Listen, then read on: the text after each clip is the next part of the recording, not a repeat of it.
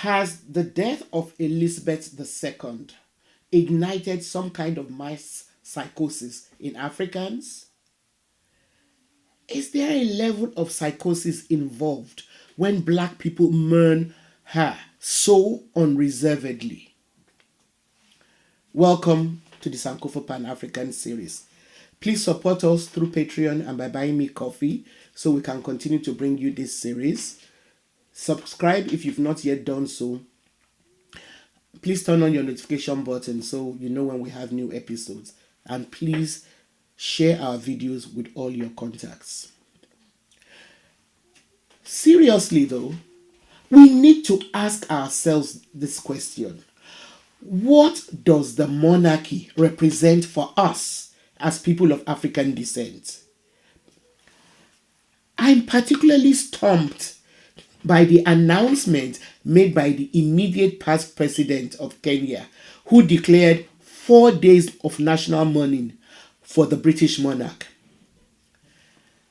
It is one thing to commiserate with the royal family over the death of their loved one, but to see Africans and other oppressed people grieving so publicly is mourning gone awry.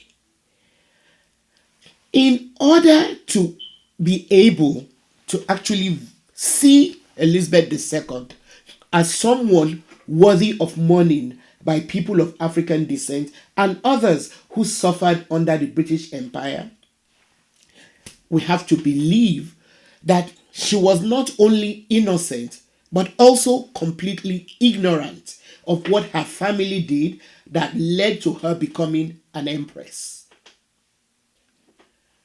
So, is it really possible for someone who was the custodian of the British crown and who embraced her role as empress so wholeheartedly to be completely oblivious of the various crimes against humanity that were carried out in her name?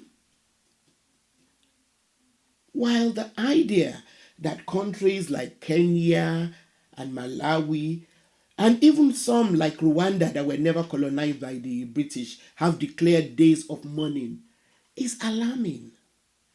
But Kenya's case is almost terrifyingly so. Uhuru Kenyatta's father was imprisoned on the accusation of being a mastermind behind the Mau Mau movement. His name, Uhuru, the given name of the president who declared the 4 days of mourning, actually means freedom or independence. So does Uhuru Kenyatta not remember what the British under Elizabeth II did to Kenyans? Well, here are a few of the crimes against humanity committed by the British against the people of Kenya during her reign. One, which Uhuru Kenyatta should never forget, is the level of attrition committed against the Mau Mau movement when the British detained about 1.5 million Kenyans in concentration camps for the simple reason that they were demanding independence. Kenyans were detained, starved, made to perform forced labor, and tortured.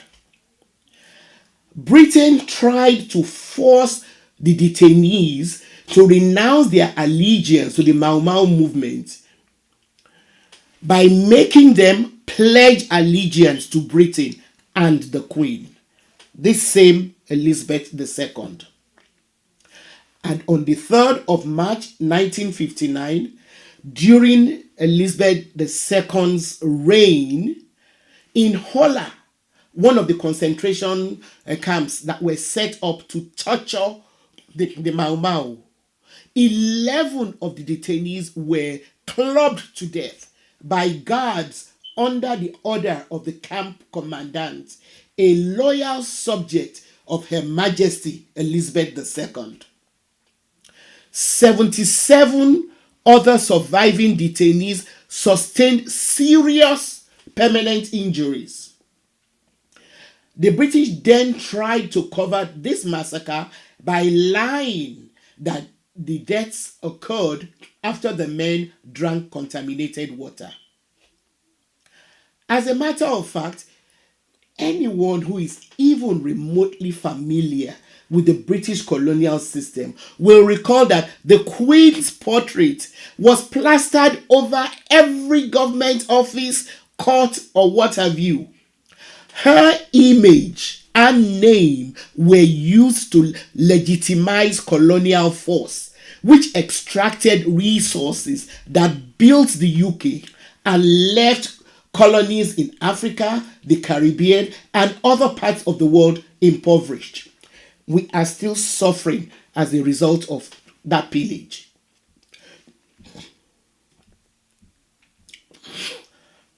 So, how ignorant could Elizabeth II have been of the inhumane acts being committed in her name, especially given the British tradition which mandates the prime ministers who run the government in her name to brief her regularly? I think the briefing is actually on a weekly basis or monthly, I'm not sure now. But they are mandated to brief her regularly. Okay, now, some may argue that maybe the prime ministers might have tried to keep her in the dark, but she was not illiterate by any stretch of the imagination. There were all kinds of records that she could have called for. There were also newspapers. To be fair, it is possible to become so myopic in the face of the monarchy's propaganda machinery to lead people to believe that she and her family were especially chosen by God to enjoy the privileges to which they were born. And it is a huge and effective propaganda machinery that they use. It is just as easily possible for religious Africans, and we know there are lots of us. So it is possible for religious Africans to believe that indeed it was God who ordained the royal family to enjoy such privileges at the expense of other human beings. However, to quote Dr. Martin Luther King Jr., the ultimate tragedy is not the oppression and cruelty by the bad people, but the silence over that by the good people. Charles III and the rest of the British royal family now have a chance to speak up in ways that their matriarch and other ancestors did not. They need to renounce their titles as heads of states of countries where their ancestors had enslaved and then colonized people. They shouldn't wait for people to say they don't want them anymore. They should have the grace to renounce any title or hold that they have over such countries. People who call themselves leaders of countries that suffered under the yoke of slavery, slave trade, and colonization also need to wake up and free themselves mentally. It is the only way forward. We cannot progress without facing up to our history, so that we do not continue to remain such easy prey to neocolonialization in all its forms. If the British want to continue their blind loyalty to their monarchy, that is their business. They are welcome to it. But just as other European countries like Denmark, Norway, Sweden, Spain, the Netherlands, and Belgium, and so many others, which have chosen to keep their monarchs as figureheads, the United Kingdom should stop foisting their royal family on the rest of the world. Enough is enough.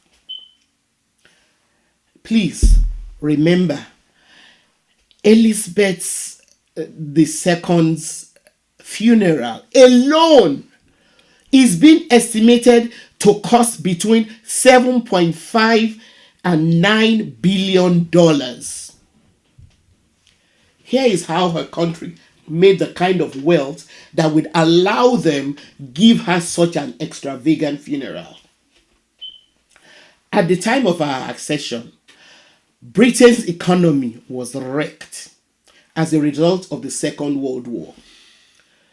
The British government then decided to build its economy using a policy that was called the Imperial Resurgence.